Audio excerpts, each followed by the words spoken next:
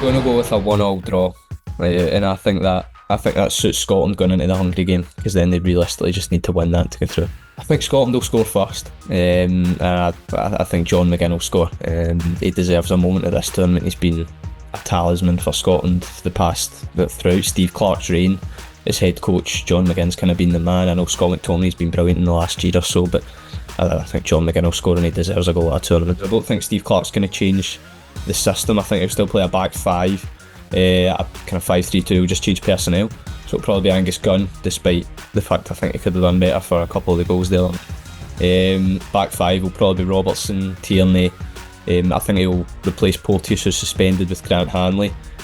Jack Hendry will continue. Anthony Ralston will probably continue. I think he's got to play Billy Gilmore, bring him back into the team. He gives that ball retention that Scotland did not have on Friday. Every time they got the ball, they just seemed to punt it up the park and get absolutely nothing to Shea Adams in attack. So it'll be Billy Gilmore. I think he'll probably go with John McGinn and Scott McTominay perhaps, and then that's three midfielders. Then you'll probably go with Cal McGregor. So the players can drop to Ryan Christie for Billy Gilmore, and then the up front one, it's a 50-50 debate, because I would personally go with Lawrence Shankland, but I think Steve Clarke might prevail with Shea Adams and continue to play him. If I had to make a prediction, I would say 2-1 for Switzerland. And obviously it's going to be a physical game for us. So we need to be able to answer to this challenge, because it's going to be all or nothing for Scotland. If they lose again, they are probably out of the tournament, so they will give everything they have. Convinced that Granit Xhaka will score one, because he's in such a brilliant form all season with Bayer Leverkusen, and also yesterday he had a great display. I would guess a long shot from him to open the score, and maybe 2-1 by Mbolo at the end of the game. Our coach Murat Yakin made really big choices yesterday, with starting with Dua as a striker. It was his first cap and he played really well. He scored his first national team goal, and he started also Manuel Ebischer, who was not really a favorite to be in the starting lineup. So I think we should go with the exact same team as we played yesterday. Xherdan Shaqiri will retire as Switzerland's greatest ever player. I agree. He's, for me, the best player we ever had, because he always shows up in big tournaments. He's our best goal scorer in World Cup and Euro history. So I think he deserves this title entirely. His technical abilities, we have no other profiles like him in Switzerland. And we see it right now. He's playing for Chicago Fire in the US, and we're still shaking when he says he can't play. So I think it says it all. Among the Switzerland fans, I think the feelings are a bit mixed, because we had a tough qualifying path, and the friendly games before the tournament weren't so great as well. So I think we expect a lot from the tournament, from the atmosphere, because a lot of Swiss will travel over to Germany. But on the sport aspect, I think we are a bit conservative, and if we get through the first round, that would be already a good performance from us. So Dykes is a big loss. He's, especially against Germany, I feel he would have been really effective in terms of an out ball and helping to hold up play up top there in that opening game.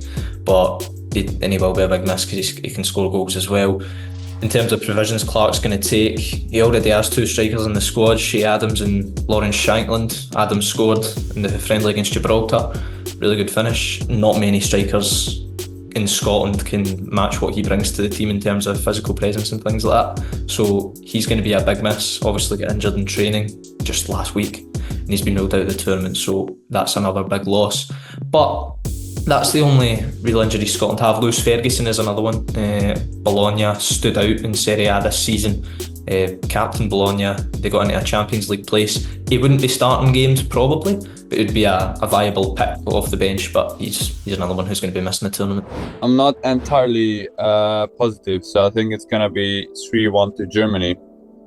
And from ours, I think it's going to be Schalai, number 20, who will score one. From the Germans, 2 goals for Wirtz and 1 for Havertz. I think even though the coach is always 2 feet on the ground, I think the players were too confident, and that's a big issue because for us, we've always been without big tournaments, never qualified, and now we have a decent generation, but it doesn't mean that it can't go wrong. So the mindset has to be that we should never think of us as favorites to go through, and that's the perfect example. And we've been decent against Germany lately, so when we play them in the Nations League, even though that cannot really be compared to the Euros, we beat them once away and we played a draw against them at home. So motivation, organization, humbleness all will be key, and being really on point, sharpness, and creating more chances.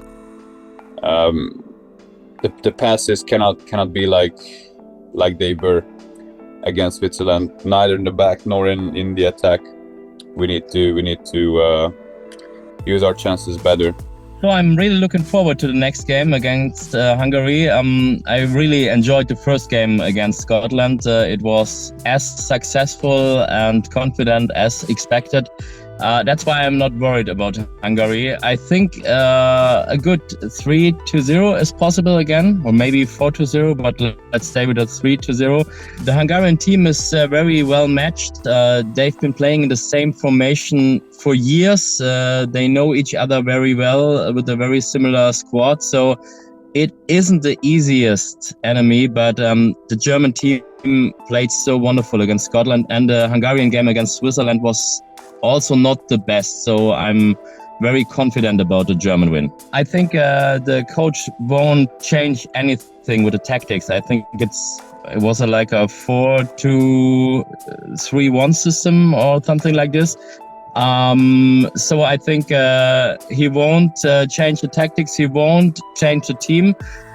My wish would of course be for Undav to score again, but he probably won't be substituted again. That's why I say Florian Wirtz will score again for Germany. He had a perfect game against Scotland. Musiala too, I know, but I think Florian Wirtz will score again. Maybe our Antonio Rüdiger will score for Hungary again. Joke aside, no, it's Florian Wirtz with a 3-0.